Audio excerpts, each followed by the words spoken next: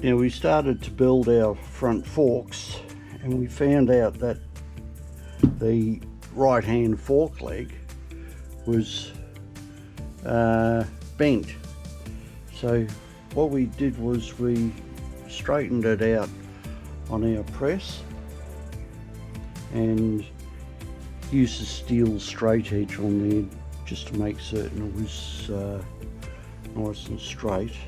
When we tried to fit it inside the fork leg, it got stuck about halfway down. Now it would appear that the leg had been hit at some stage as well and it was slightly bent. So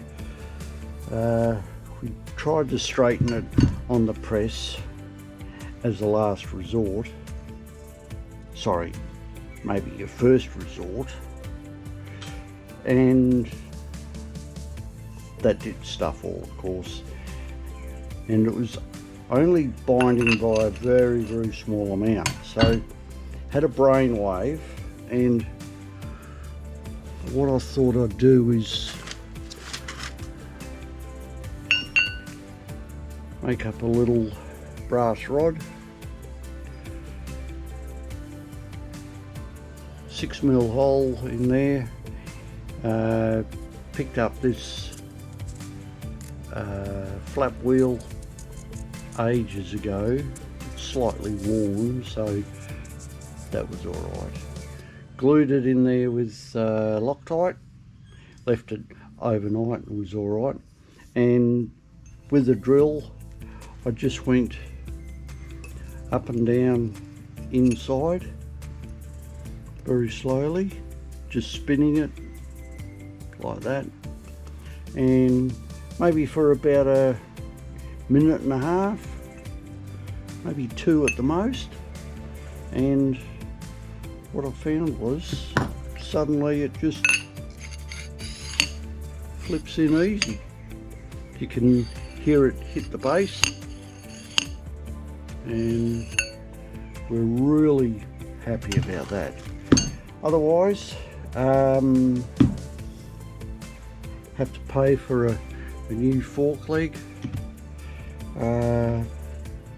Probably have to buy 2 of them, $100 each perhaps, I don't know.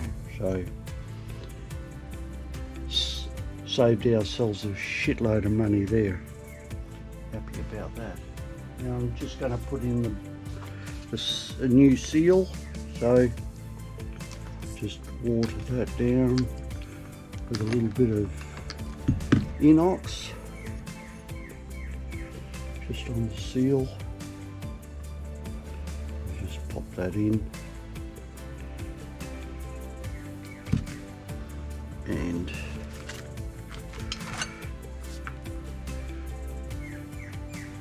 use the socket. Gently just pop that down. Make sure it's popped down nice and flat. You'll see the line inside there. It's where the circlip goes to hold it in. And just give it a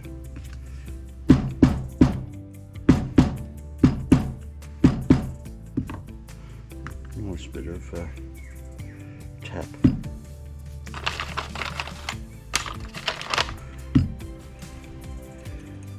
And the circlip goes on, pretty easy, flips into place, nowhere special.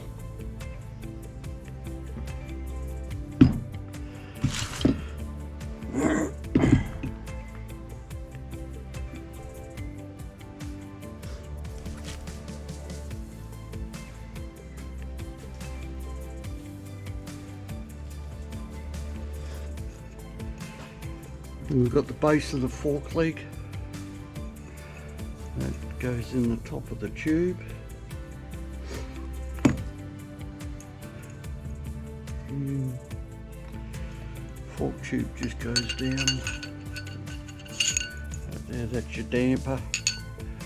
That's where the end screws into. M8 screw. It just flips down there. Oh, what's he doing there? There it is. It just goes in there. And what I do is I put the spring in there, tighten that down, just to hold the spring in, and that just puts a little bit of pressure on the end shaft, and then I install it in here, put a little bit of lube down the shaft.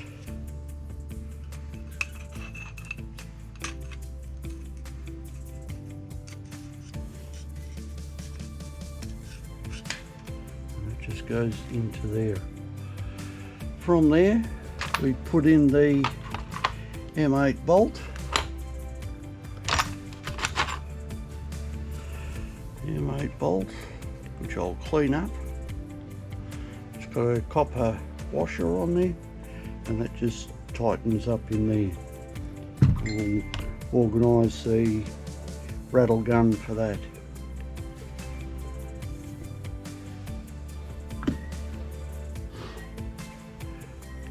Cleaned up the screw a bit, so drop that in, and that just goes in. Now what I always do is I put it in there so it's finger tight,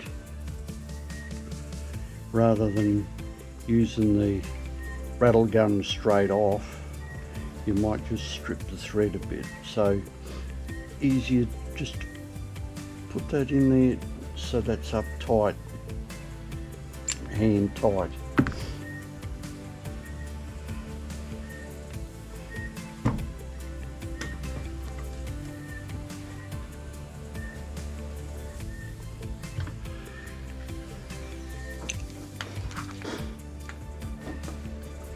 And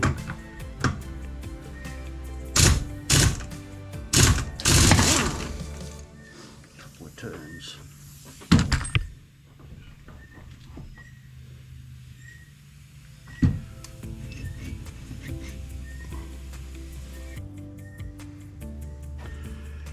And take out the spring, drop that completely down, take out the spring,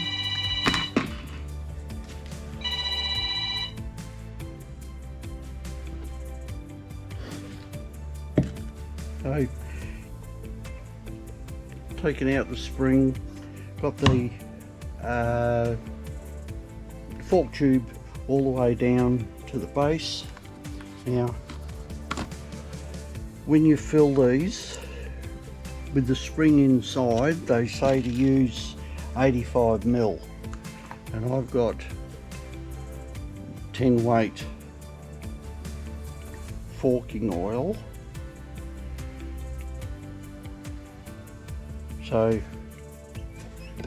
that's the one that I use, and we put in 85 ml, which is just a fraction under 100, because I can't tell. So we got that. Bit of a funnel there. Just put some oil in there.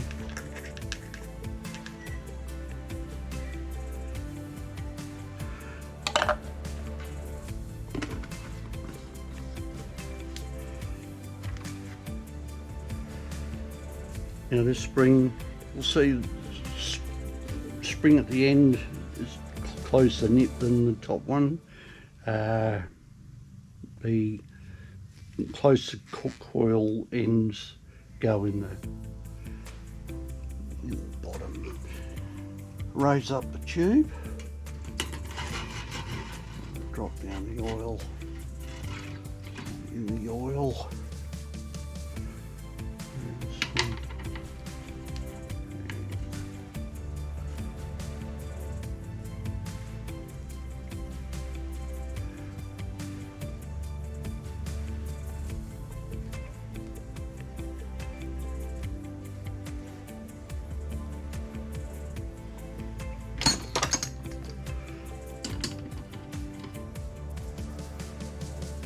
Now these screws, I don't tighten them up real tight, just virtually finger tight, that's all. And that should work. Really good dampening, so pretty happy about that. Nothing leaks out of the bottom, happy about that. Scratched his fork a bit, that's alright, paint her all up.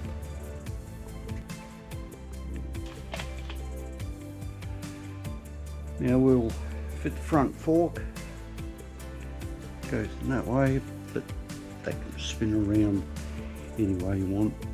So it just goes straight up to there. First of all, we've got to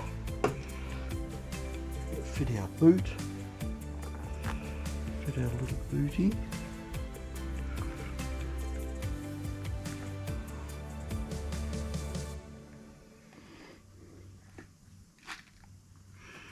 Fit our little booty. Got to get all the parts.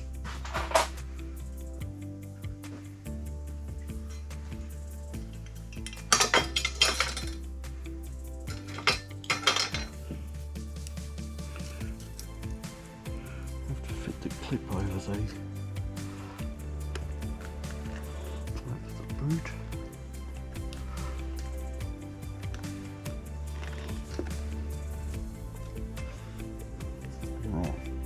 Now, what I always do on all the bikes that I do, I screw a bit of stuff on the top leg of the fork. This is inox, and what I'm doing there is just coating it so that down the road it won't rust, because this goes there, and that goes up into there. Alright, so we do that, and that'll fit into there, hopefully. Hopefully that'll go straight up.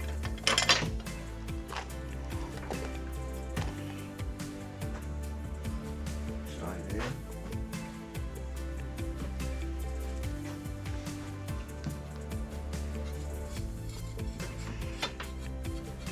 Work that up slowly, and then come up to the top here, and it's held in by a bolt and a hefty washer.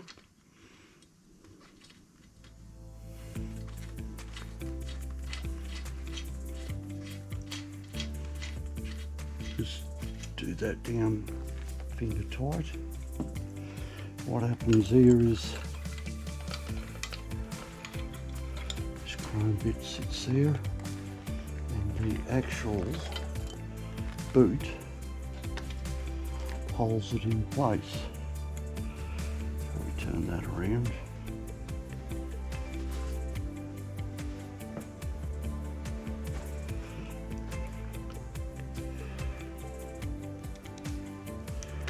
And just tighten up that boot.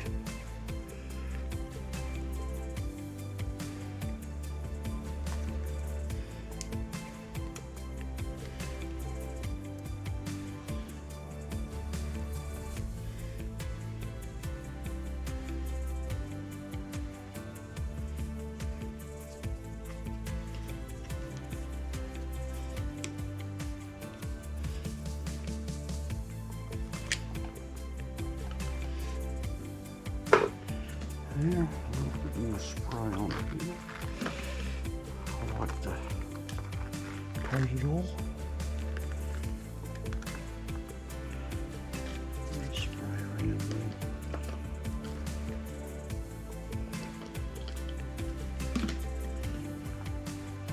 And just fit the boot. And that's it. And then from there you can fit the front wheel. I might suggest you fit the guard first, and then slide the wheel in underneath. See how that looks? And that's all that you do. Up here you then keep these two screws loose. The fork screws there are still loose. Those ones hold the tube in. Tighten down your top crown first, then tighten these two screws and then lock it up with these screws. I'll do that later on. Just remind me, don't forget. Alright, so that's about it for now. So we'll fit the guard very shortly and then get back to you.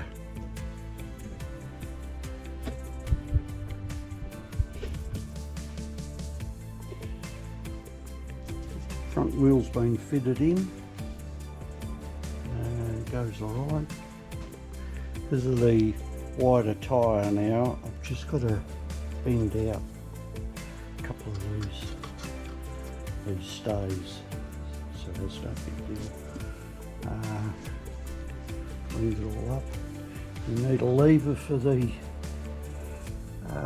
brake shoes to operate. I have to find one somewhere. That's alright, no big drama. Fitted the headlight,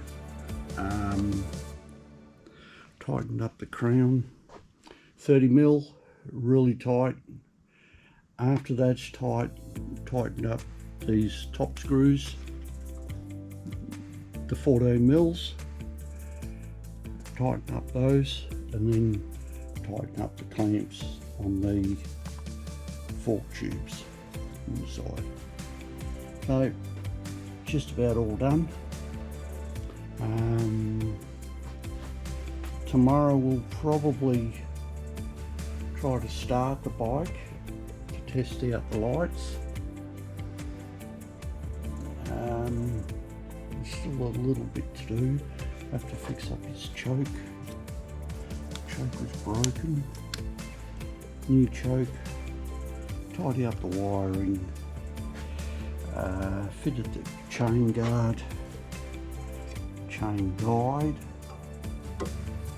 and everything seems alright.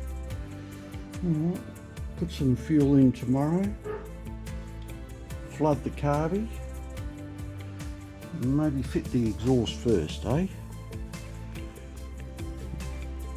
Brand new exhaust seal coming, so it should be pretty right. Yeah, doesn't look too bad. Alright, see ya.